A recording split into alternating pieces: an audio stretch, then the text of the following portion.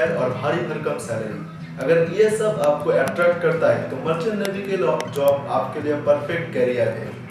Merchant navy के officer के दौर में आप दो तरीके के ऑफिसर बन सकते हैं। आप डेक ऑफिसर बन सकते हो और आप इंजन ऑफिसर बन सकते हो। आज के वीडियो में हम डेक ऑफिसर के बारे में जानेंगे। डेक ऑफिसर के कैटेगरी पे आप as a deck cadet join करते हो, धीरे धीरे प्रोमोट होकर आप नेविगेटिंग ऑफिसर बनते हो एंड उसके बाद प्रोमोट होकर आप धीरे धीरे कैप्टन तक बन जाते हो। और डेक कैडेट से लेकर कैप्टन बनने तक की सफर में आपको 7 से 8 साल तक टाइम लगता है। और जहाँ पे डेक कैडेट के सैलरी होता है 30 से 40 हजार पर मंथ, वहीं पे एक कैप्टन का सैलरी होता है 7 से 8 लाख रुपया पर मंथ। यही से आप पता लगा सकते हो कि मर्चेंट नेवी में कितना हाई सैलरी है। आप देखते हैं कि आप डेक कैडेट कैसे बन सकते हो। तो डेक कैडेट बनने के लिए आपके पास बेसिक एजुकेशन क्वालिफिकेशन होना चाहिए।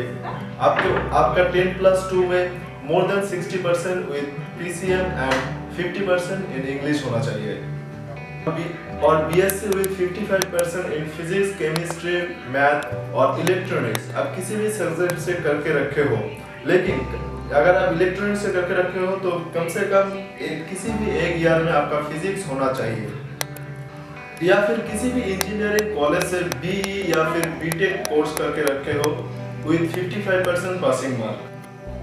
तो अगर आप इनमें से कोई भी क्राइटेरिया फुलफिल करते हो तो आप एलिजिबल हो डेक कैडेट के प्रोफेशनल कोर्स के लिए। डेक कैडेट के प्रोफेशनल कोर्स में आप दो तरीके का कोर्स कर सकते हो, या तो आप DNS यानी BSc नॉटिकल साइंस जो 3 साल का कोर्स होता है, और DNS यानी कि डिप्लोमा इन नॉटिकल साइंस जो 1 साल का कोर्स होता है। आप दोनों में से कोई भी कर सकते हो। DNS में फायदा यह है कि ये 1 साल का कोर्स होता है और इसमें कम पैसा लगता है एज कम्पेयर टू BNS।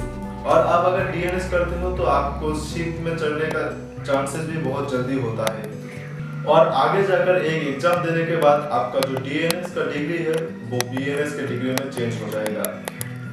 और दूसरा BNS कोर्स है, इसमें 3 साल का टाइम लगता है जो बहुत ज़्यादा है, और आपका खर्चा भी बहुत ज़्यादा आ जाएगा। और दोनों कोर्स में आपका एक ही फर्क है, अगर आप BNS करते हो तो आपका जो सी टाइम है वो 12 महीने का सी टाइम कंप्लीट करने के बाद आप सेकंड मेट के एग्जाम के लिए बैठ सकते हो, और अगर आप DNS करते हो तो उसके लिए आपको 18 महीने का सी टाइम कंप्लीट करना होगा, देन आप एग्जाम में बैठ सकते हो।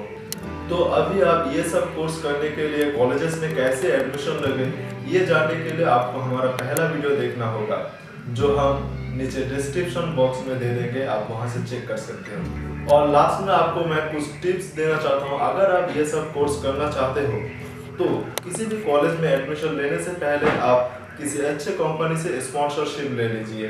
बहुत से कंपनी ऐसे होता है जो अपने स्पॉन्सरशिप एग्जाम लेता है एंड देन स्पॉन्सरशिप दे देता है।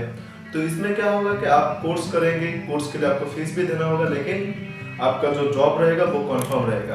तो आप कोर्स खत्म करने के बाद आप जॉब में ज्वाइन कर सकते हो। और अगर आपको कोई भी कंपनी से स्पॉन्सरशिप ना मिले तो आप किसी अच्छे कॉलेज से जिसका कैंपस सिलेक्शन बहुत ही अच्छा हो, वैसे कॉलेज से आप कोर्स कीजिए, वरना ये कोर्स मत कीजिए। और बहुत से एजेंट ऐसा होगा जो आपको किसी अच्छे कंपनी से स्पॉन्सरशिप देने के नाम पे आपको किसी भी बेकार कॉलेज में डाल देगा।